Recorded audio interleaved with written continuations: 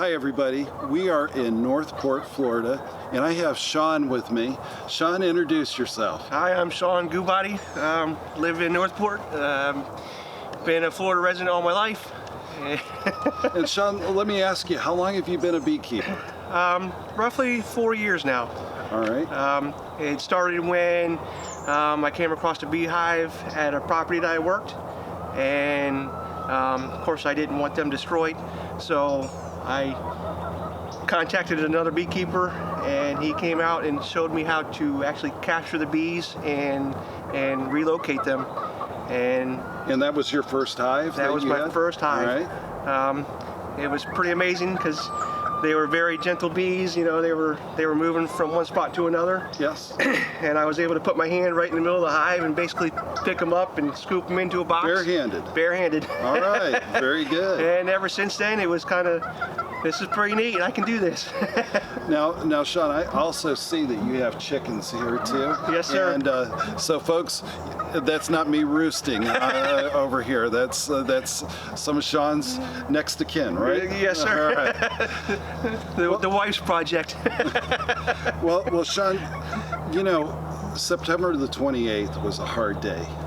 And how many days notice did you get that, hey, this hurricane's coming your way? Well, we had, you know, it was a 7 to 10 day, it could come your way. Yes. And as time got closer, it came down to, 4 days, and then it was about 6 hours that we knew that we were going to go right through the eye. Okay, so you only had 6 hours notice here on the local side? Yes, sir. That you guys were in the path? We were directly in the path. They had projected that it would be more into Tampa Bay. Sure. And we wouldn't be hit as hard. But of course it made that right-hand turn and went from here Fort Myers bound. So leading up, when you were a week out and not knowing where the hurricane was coming or going, obviously you're thinking about batting the hatches down on the house, getting everything put up so that it doesn't become a flying object. Yes, sir. And talk to us a little bit what some of your planning was during that time. A lot of the planning was protecting the house, first of all. Yes. Putting the shutters up, boarding up the back porch so the roof wouldn't get so much wind. It was kind of, we were trying to plan on which way the wind direction would be hitting us the most. Yes. And, the campers and the trailers, we weighed them down as much as possible, just basically playing for the best at the last moment. We wish we had been able to do more, but it just happened that you couldn't do certain things at Sure. the speed you were going. Well, what kind of pressure did you feel during this time? Very heavy pressure. I have a wife, a 16-year-old son. Yes. And it was kind of, do we leave or do we not leave? Do we try to stick it out? Walk us through that decision-making process about going inland, I would imagine, or going north from here. So, like I say, they kept changing the path. So Yes. nobody was really sure if we should go to the other coast, Yes. or go inland, go south, or go north. So it was kind of, well, we'll just stick it out and pray. Yeah. Pray for the best. Yeah. Well, you had, how many pine trees did you have come down here on the property? I had 6 total pine trees and 12 palm trees that went. And were you able to salvage the palm trees, or by just putting them back into the hole? No, the palm trees were, too high to even try to stand back up. All right. A few of them were actually snapped right in half. There was, I had 8 cedar trees and a maple tree that went. So a lot of tree damage, a lot of stuff that you wouldn't expect those trees to go, and they were the first ones to go. So the 6-hour mark comes, and you were getting rain at that point, and were the winds starting to pick up? Not so bad. You were getting like feeder bands coming off the storm. So it would come and go. It would come and go. You knew the third feeder band is when we knew that it's going to get bad. It wasn't your What do normal you mean? thunderstorm. Okay, so the winds were a lot more heavier at that point. It was coming, and it was coming fast. Now, how much rain do you think you had gotten to that point? Probably maybe 4 to 5 inches, Okay, give or take.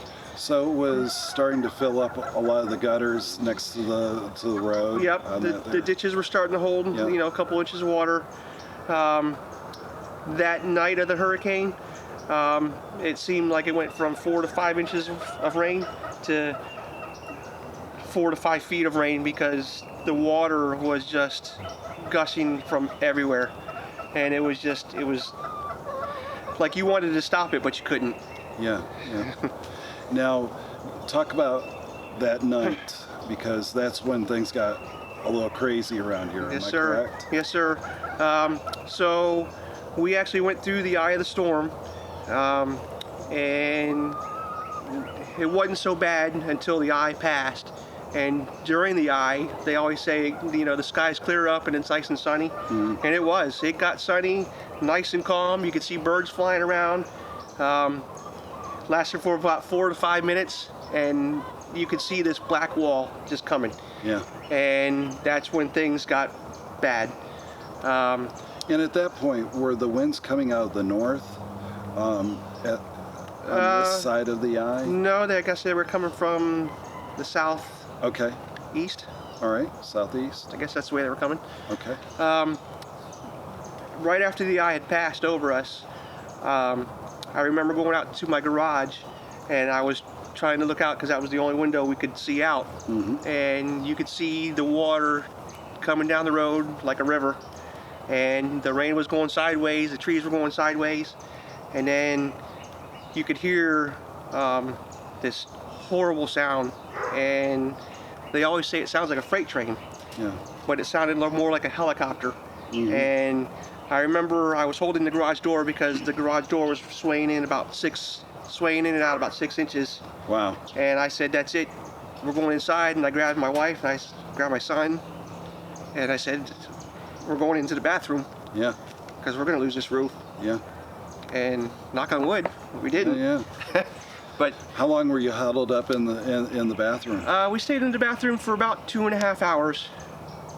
And then I couldn't handle it anymore. I had to get out. Yeah. I had to see. Yeah. Now, did you hear any trees snapping during that time, or was the roar of the wind just The roar of the overcoming? wind, I don't know if it was because of the stuff that was hitting the house and the devastation, but I'd never heard a tree snap. I never heard the fences going. I never heard any of that. The only thing I could hear was this mad, like, super loud helicopter. Yes. That's what I heard the whole time. So the storm passes slowly. Very slowly. So how many hours do you think that was between the eye going over and then getting all the feeder bands that were yet to go through? For it to be completely over, it was a good 12 hours. Now, during those 12 hours, what's going through your mind? How am I going to get back to normal? Yeah. What is normal, right? What is normal? Yeah. How are all the people that just got flooded and lost their everything? How are they going to make it? How are we going to get help down here? Yeah. Yeah. Now, was there any radio up and going that you could get updates, or any TV or anything? Everything was pitch black. We lost power. We lost power that night, probably about an hour into the storm. So now, is that before the eye, during the eye, or after the eye? that was right before the eye when we had lost power. So no power, no electric, or no way to communicate because the cell phone towers were already down. So it was kind of you were in the dark. Yep. It was going back into the dark ages. There was nothing. There was no light, no street lights. It was pitch black. it was scary. So as a father and husband, what happened at that point? What decision making were you starting to make at that point? At that point, it was kind of all about survival. Yeah. Because we knew this little area that we live in, we knew we either had to be rescued, taken out, or somebody was going to bring us stuff. Yeah. Where we're at, we were flooded in. The tree damage and the power lines, we couldn't get out. We couldn't even get out for 4 days. And luckily, they were around with airboats. How long did the water stay up here in the neighborhood? In the neighborhood, it didn't start receding till about 4.5, 5 days. Yes. You could start seeing it go down very slowly. And the streets were impassable with all the debris? All the debris, all the water. The geographics of Northport, there's a major artery road right over here. Yes. And the water actually had washed certain sections of that road out. Wow. So the way we're set back here, there was no traffic coming in, no traffic leaving because of those roads being washed out. So the airboats were coming in. They were bringing in airboats from all over Florida. Wow. Yeah, that's all you heard for weeks, is airboats and helicopters, Coast Guard. When you came out, was it just dead quiet out here? It was dead quiet. There was all the birds are gone. There was no birds. Yeah. There was no. You can kind of hear the interstate right now. Yes. None of that was there. It was an eerie feeling. Yeah. A very eerie feeling, because it was like, wow, what do you do from here? So tell us a little bit what happened when you walked out of the house and you saw where your hives used to be. Where they were located, I didn't think they would be hit as hard. I had them in between some very large trees, and I thought they were going to be pretty much sheltered. And it turns out that was a big mistake, because they weren't sheltered at all. The trees that basically fell on top of them, Yes. kind of tore them apart. And then my best guess is the wind took what was ever left and just got it out to the river of water out in the road. That's my guess. Yes. What were your feelings at that point of just seeing your hobby disappear? At that point, I was still numb about all the other devastation. Yeah. It didn't really hit me until about 2 days after the hurricane, and all my bees were Because you're in swarming. survival mode at that point. Right. Yeah. And I came out here, and I came out, and all my bees were swarming. They were still. Oh. They were coming back, but I just couldn't. Now I you know couldn't get why to they were them. coming back, right? Because of the GPS that they have, Yeah. regardless of wherever they ended on up, that was home. Right, that was home. And they were coming back. It was pretty neat. I knew they were okay. But you really didn't have anything to put them in. Am I Didn't have correct? anything to put them in.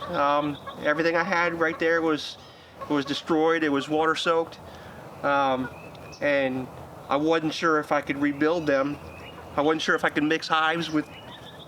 I wasn't sure. So at that point, it was kind of like, well, we're going to let nature take its course, and they're going to make it somewhere else in a tree somewhere or something. That's understandable. And that was within a day. They were gone. So it was very hard. Yes, I get it. Now, Shawn, did you just have wildflower honey, or did you have a particular honey that you harvested each year? Nope, it was all strictly wildflower.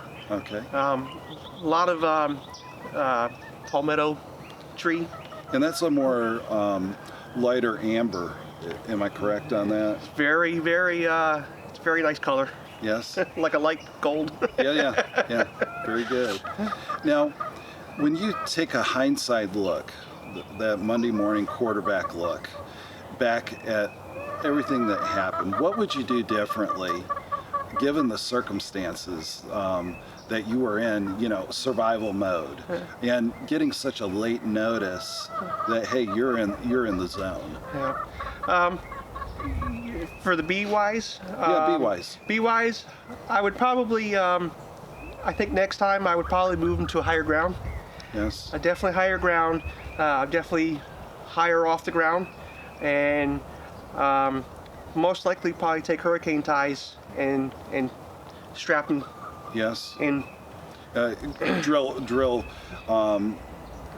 like dog wire hooks down into the ground. Exactly. Yes. Yep. And I think that's a very good thought to do on that, and higher ground always works too. But you know, Shawn, I think you did everything right. I think you did everything right, because the bottom line is you didn't know until 6 hours before it was showtime, and having the freight train of air and rain coming right through here. Yeah.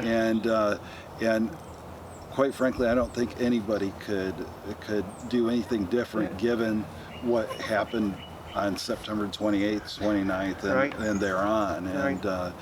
but we've got some stuff in the truck, and we want to bless you with this. All right. So let's go on over to the truck and let's dig into some goodies here. All right. Okay. Yeah. All right.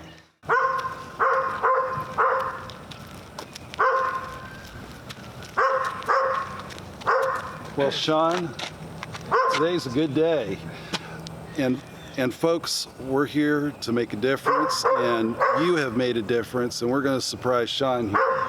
Shawn, you know, I told you on the phone a couple of weeks ago that I was going to bring you a hive, but our wonderful customers have stepped up, and they said, we want to help Shawn more. And today we got 4 hives for you Oh, that's to awesome. get restarted, and the bees to go in them. That's even All better. right. So you'll have bees somewhere around the 16th of March. Oh wow. So you gotta get busy. gotta get. And Shawn, we appreciate you. We appreciate what you're doing out here, and we just want to be a blessing to you today. That's a big All right? blessing. Thank you. Thank you. Thank you. All right. Well, thank you for telling us your story. Okay. I appreciate it. Thank you for coming and listening to our story. All right.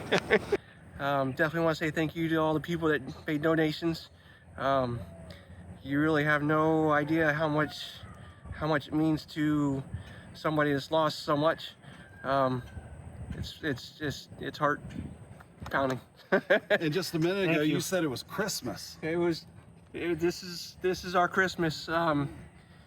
We didn't really have too much of a Christmas. Still cleaning up and getting things sorted. So this is our Christmas. Well, Shawn, Thank Merry you. Christmas to you Merry here. Christmas. All righty. Thank All you. right. Thank you so much.